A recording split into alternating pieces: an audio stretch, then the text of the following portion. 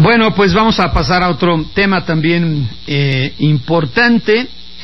La coalición por un Coahuila seguro, que postuló al priista Miguel Riquelme a gobernador, dice el Consejo General del INE, excedió en 8% el tope de gastos de campaña. De confirmarse, junto con otros elementos, pues podría poner en la mesa el tema de la nulidad de la elección. Pero también el otro contendiente, el panista Guillermo Anaya, de la coalición Alianza Ciudadana por Coahuila, también habría rebasado el límite permitido de gastos en un 5% para proceder a la anulación de la elección. El monto final sigue siendo incierto, porque el Instituto Nacional Electoral dejó abierta la fiscalización al abrir un procedimiento de oficio para revisar si pagaron o no a representantes de casilla. Bueno, en medio de este enredo, si me permite, yo agradezco al maestro Marco Antonio Baños, consejero del Instituto Nacional Electoral, su disposición para con este espacio. Señor consejero, muchas gracias y muy buen día. Buenos días, don Oscar Mario, qué gusto saludarlo también, con afecto saludo a su auditorio. Gracias, señor consejero. Como decimos muchas veces en este espacio, me voy a la aplicación que dice traducción. Bueno, ayer tuvimos una discusión muy larga, es una discusión donde se revisaron muchos detalles de la fiscalización que hubo en el estado de Coahuila y de otros estados de la República, y entonces se revisó concretamente lo que ya le había informado la semana pasada, de si los representantes de los partidos políticos fueron pagados o no fueron pagados. Eso fue un procedimiento oficioso que va a llevar algunos días, no sabemos con cuánto tiempo requerirá la unidad para poder determinar lo que proceda en este caso. Pero luego ayer sobre la mesa surgieron muchos puntos que ya se habían discutido previamente y que algunos consejeros consideraron necesario replantear en la mesa del Consejo General, y se fueron sumando cantidades y cantidades a las dos coaliciones. Entonces, como usted bien lo mencionó, las cantidades son inciertas, pero no solo por ese procedimiento, sino porque todavía la unidad de fiscalización está haciendo el engrose de todo lo que se acordó ayer, y en consecuencia, si bien es cierto, hay esa posibilidad de que esté sobre el 8% el rebase en un caso y sobre el 5% el otro, todavía no tenemos la cifra final por parte de la unidad. ¿Qué fue lo que se cuestionó? Se cuestionaron algunos videos, algunas facturas que tienen que ver con el pago de Facebook que hizo, en este caso, la coalición del PRI. También se cuestionó por parte del PAN si era correcto o no era correcto aplicarles una sanción por algunos espectaculares que fueron colocados en la vía pública y que ellos dicen que están duplicados. Se cuestionó también una serie de facturas que tienen que ver con alimentos que pagaron los partidos políticos a sus representantes de partidos en la jornada electoral, tanto en la coalición del PAN como en la del PRI. Entonces ayer se hizo, una revisión minuciosa así en la mesa del Consejo sobre varios puntos, pero como la unidad está en ese engrose, ayer terminó la sesión ya un poquito tarde, pues aún no tenemos la cifra final. Usted dio dos cifras que me parecen cercanas a lo que va a ser el rebase del tope final y que están hechas. Ayer vi esos cálculos tanto por las coaliciones como por algunos otros oficinas de asesores, en fin. Entonces estamos en espera de que se determine con claridad ese punto, pero lo que sí es un hecho es que hay un rebase a los topes de campaña, y que eso evidentemente podría colocar a esta elección en una posibilidad de anulación. Vamos a ver, falta el tramo del Tribunal Electoral, tiene que valorar algunos criterios del Instituto Nacional Electoral, sobre todo la forma en que fue prorrateado una serie de gastos entre las coaliciones y sus candidatos. Entonces, estamos en ese tránsito. Sé que es un poquito difícil para los medios y para los ciudadanos que no tengamos una claridad sobre el punto, pero como la discusión se dio prácticamente sobre la mesa, pues es por eso que no le puedo dar una cifra exacta, don Oscar Mario. Bien, señor consejero, ¿y por qué mucho se centra en los registros de los representantes de casilla y la obligación de informar al Instituto Nacional Electoral si acudieron de forma voluntaria o a cambio de una remuneración.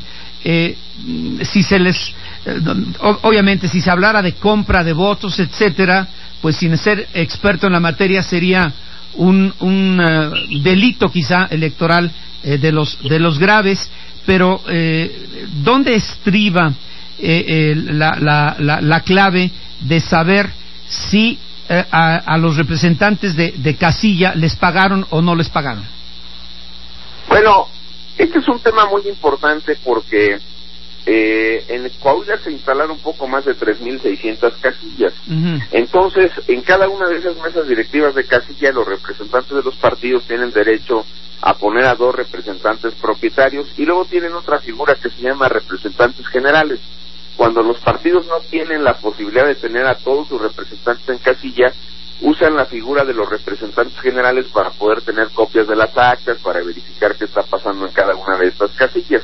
Entonces, el reglamento de fiscalización dice que respecto de la relación que los partidos tienen con sus representantes el día de la jornada electoral, esto es, que si es un trabajo gratuito o un trabajo con cargo a la militancia de los representantes partidarios, o bien es un trabajo sobre el cual el partido eroga una cantidad, le paga un salario, le da una retribución, etcétera, en numerario, ese dinero se tiene que contabilizar como parte de los gastos de la campaña. Ese es el punto, es decir, está regulado. Se tiene que saber si se pagó y en consecuencia cuánto se pagó para saber si se impacta o no en el tope de los gastos de campaña.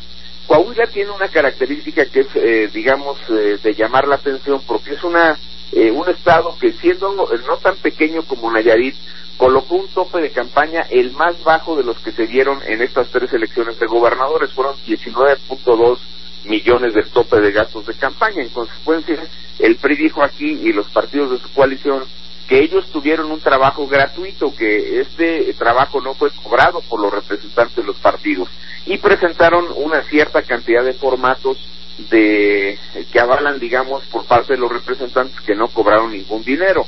Pero como no están todos los formatos todavía en poder de la Unidad Técnica de Fiscalización por una serie de tecnicismos que ocurrieron durante el proceso de la fiscalización, se ordenó que se abriera este procedimiento oficioso para que se revisara con detalle si fueron pagados o no en todos los casos por todos los partidos, para saber si se les impacta o no en los topes de campaña. Aquí el punto es cuánto invierten en esa representación los partidos. Como usted podrá advertir, si son más de 3.600 casillas, pues evidentemente puede haber una cantidad importante de dinero metida ahí. Hay partidos que han pagado entre 50 pesos, 300 pesos, 200 pesos a cada representante, pero hay partidos que les han llegado a pagar 1.300 pesos, 2.800 pesos. Por ejemplo, en el Estado de México hubo algún partido que le cubrió a sus representantes una cantidad por 2.800 pesos por ese día de trabajo. Entonces, se necesita saber cuánto dinero meten ahí para saber si le pega o no al tope. Y como en Coahuila el tope es muy chiquito, pues cualquier cantidad que se sume puede ir al rebase. Entonces, ese ha sido el problema con los representantes de los partidos.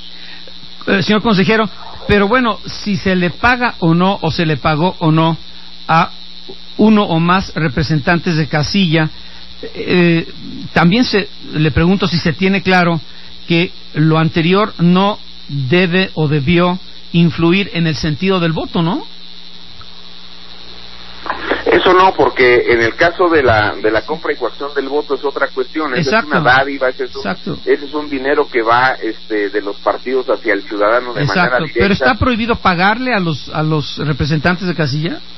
No, de ninguna manera. Ajá. Lo único que está regulado es que se le tiene que informar a la autoridad si se le pagó a esos representantes y cuánto se les pagó. Sí. Lo que los partidos dijeron fue, no pagamos, y entonces presentaron algunos formatos.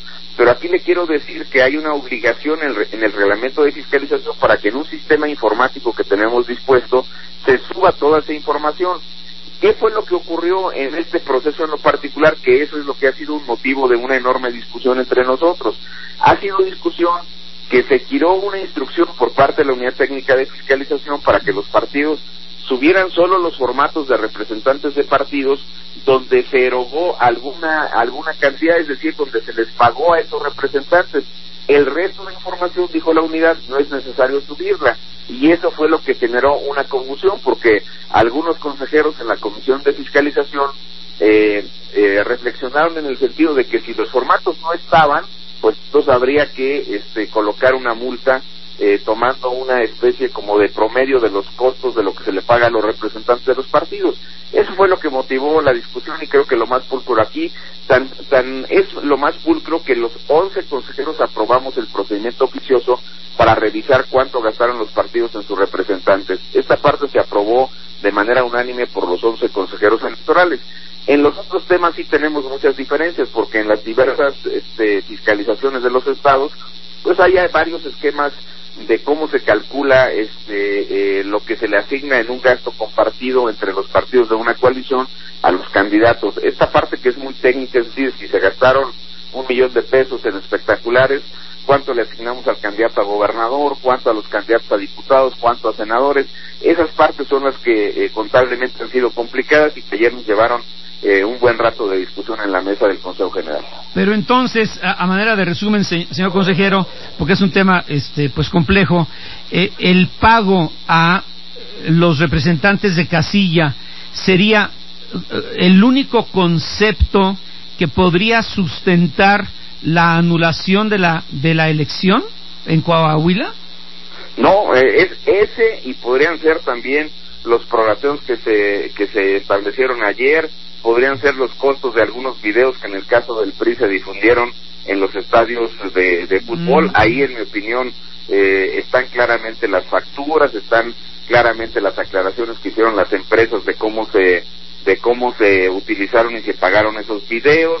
También están algunas situaciones de espectaculares que el PAN alega que demostró claramente que esos videos los había reportado, esos espectaculares los había reportado. ¿Qué pasa con los espectaculares o con cualquier gasto que el instituto detecta y que los partidos no reportan? Pues se multa al doble. Si el partido gastó $50 y eso lo demuestra el instituto, pero no lo reporta el instituto, pues se multa con $100 y así nos vamos. Entonces son espectaculares, son videos, son algunos contratos que los partidos hicieron con una empresa que trianguló la publicidad en el caso del PRI con Facebook.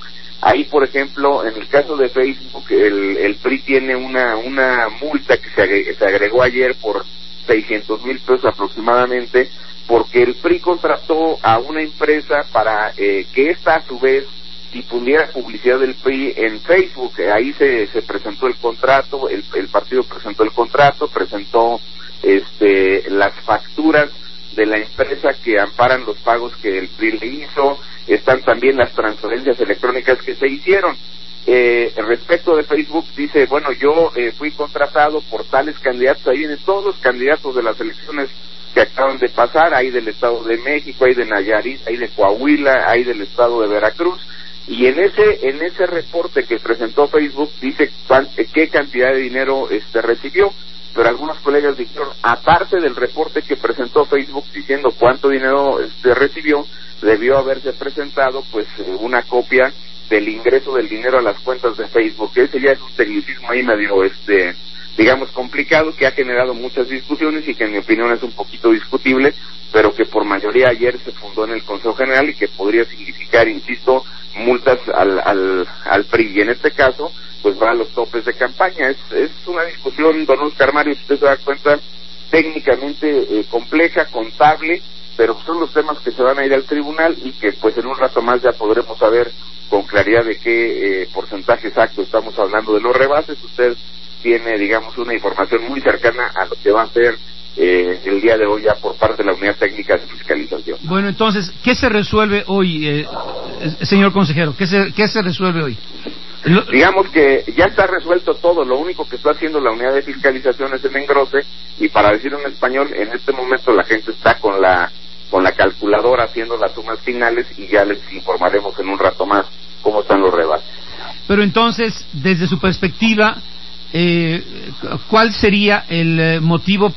O habría motivo, porque como usted lo adelantó o nos dijo la semana pasada en este espacio, y dijo, bueno, lo más probable es que esto termine en el Tribunal Electoral del Poder Judicial de la Federación.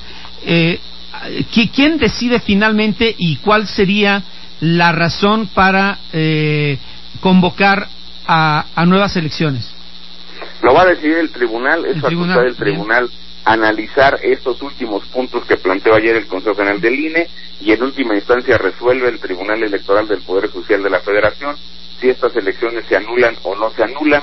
También hay que ver cuánta diferencia del rebase hay entre el primero y el segundo lugar, porque ya el tribunal en otro momento dijo que cuando en dos rebases del primero y segundo lugar de una elección hay esa rebase del tope de campañas, pero no es determinante la diferencia, es decir, no es muy grande la diferencia entre uno y otro, pues posiblemente no hay motivo a la anulación. Entonces, son criterios que la Sala Superior del Tribunal ha venido construyendo, pero que ahora van a estar, digamos, a prueba en lo que va a ser esta revisión por parte del Tribunal Electoral.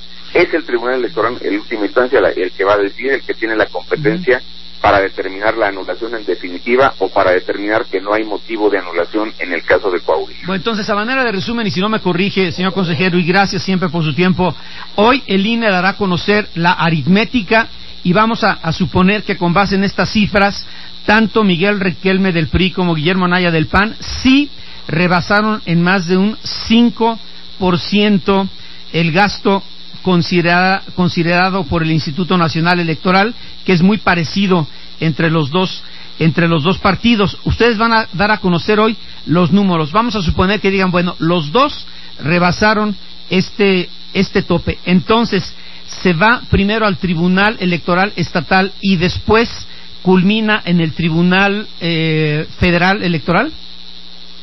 Sí, es correcto. En el caso de los tribunales estatales, sí tienen ahí una posibilidad de determinar, en el caso de Coahuila, por rebase de topes de campaña, la anulación, pero la decisión final la va a tomar el Tribunal Electoral del Poder Judicial de la Federación. Ya no me meto en mayores rollos ahí técnicos, lo único que le digo es que la decisión final está en manos de la Sala Superior del Tribunal Electoral del Poder Judicial de la Federación y tendrán como fecha tope pues antes de que sea la toma de protesta del candidato un día antes, al ¿verdad? Gobernador. Hasta un día antes, sería hasta el último día de noviembre de este año. ¿Y cree que se llegue a ese extremo? No, yo creo que la Sala Superior tiene conciencia de que se tiene que actuar con cierta celeridad y que se tiene que resolver estos casos que son muy importantes para el país. Don Marco Antonio Baños, consejero del INE, siempre le aprecio su tiempo en este espacio, ¿eh? Muchas gracias, don Oscar Mario, le agradezco a usted la posibilidad de platicar con usted y con su auditorio. Gracias, hacemos otra pausa, le recuerdo para cualquier comentario u opinión, @Mario Beteta, le repito, @Mario Beteta.